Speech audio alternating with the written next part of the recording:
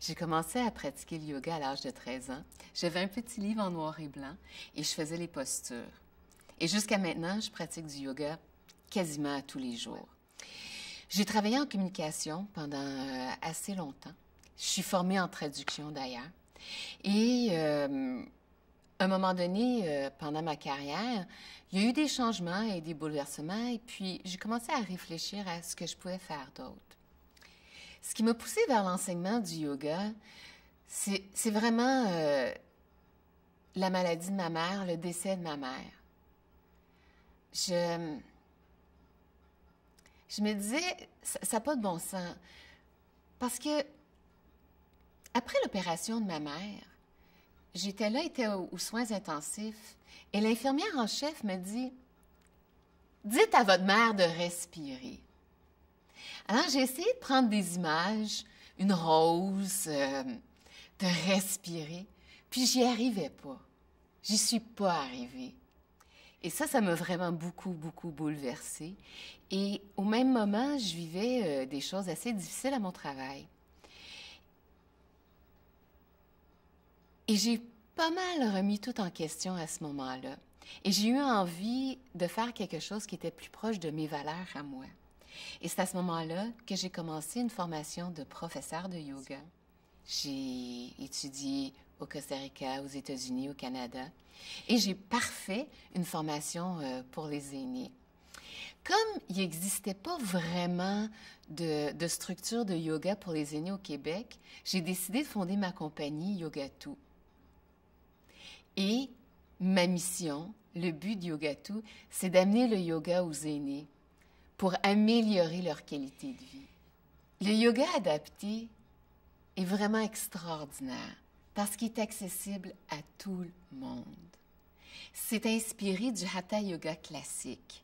Il y a beaucoup de variations de yoga aujourd'hui et c'est très bien, ça passe du Power Yoga au Yoga Show.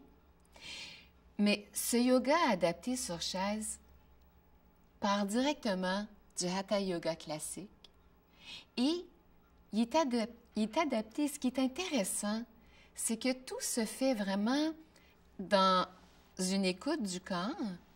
Hein? On peut aller très doucement parce que dans un corps d'aîné, les postures ont besoin d'être moins profondes pour amener autant de bienfaits.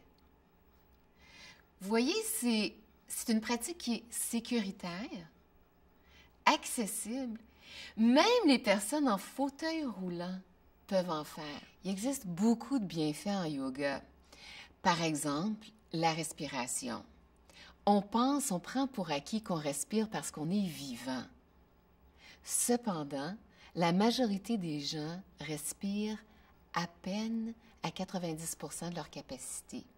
En vieillissant, ça se réduit énormément. Et en plus, la posture, la gravité qui travaille sur les épaules, fait que l'espace respiratoire se rétrécit. En yoga, on respire plus profondément, donc on va aller chercher un peu d'expansion. C'est un peu comme un plongeur. Il va se pratiquer à développer sa capacité respiratoire à la piscine.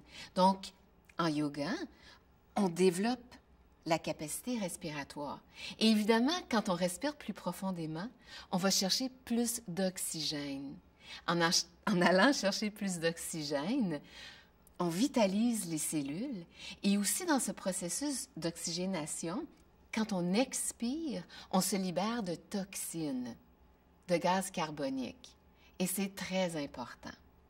Alors, on a parlé de l'oxygénation, mais il y a autre chose. Dans tout ce qui nous entoure, dans l'air, dans les plantes, dans les gens, dans la lumière, dans le soleil, dans l'eau, il y a une énergie subtile qu'on appelle prana en yoga, et tout simplement énergie. Et plus on respire, plus on va chercher cette énergie, plus on vitalise le corps, plus on vitalise l'esprit. Quand on voit les bienfaits qu'apporte le yoga, quand on entend les témoignages des aînés, quand vous lisez les témoignages dans le livre,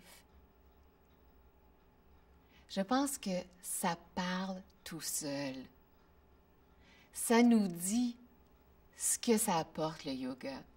Et moi, je peux juste encourager le plus de gens possible à essayer, à ouvrir, à lâcher prise, à découvrir.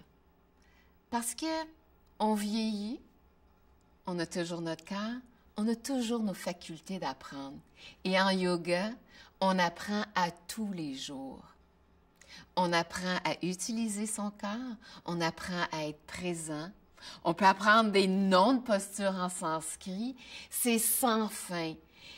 Et c'est là peut-être la différence avec l'exercice traditionnel, que j'encourage tout le monde à pratiquer à tous les jours. Mais le yoga a une petite coche de plus, parce que c'est fait avec conscience, c'est fait avec présence, avec conscience du cœur et en le respectant. Donc, je vous invite tous à pratiquer le yoga aussi souvent que possible. Namasté.